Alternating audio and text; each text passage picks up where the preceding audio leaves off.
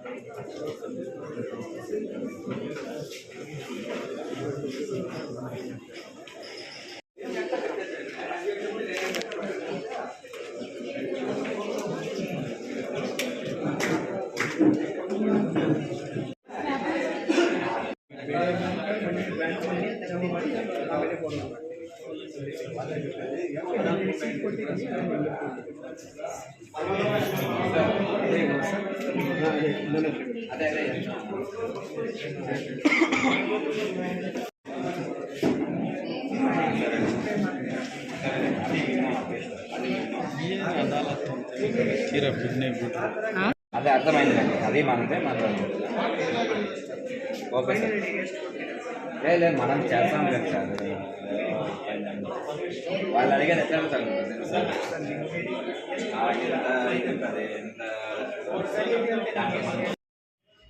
ಪ್ರತಿನಿತ್ಯದ ಸ್ಥಳೀಯ ಸುದ್ದಿಗಳ ವೀಕ್ಷಣೆಗಾಗಿ ಸಿರಿ ನ್ಯೂಸ್ಗೆ ಸಬ್ಸ್ಕ್ರೈಬ್ ಆಗಿ. ವಂದನೆಗಳೊಂದಿಗೆ ಪದ್ಮ.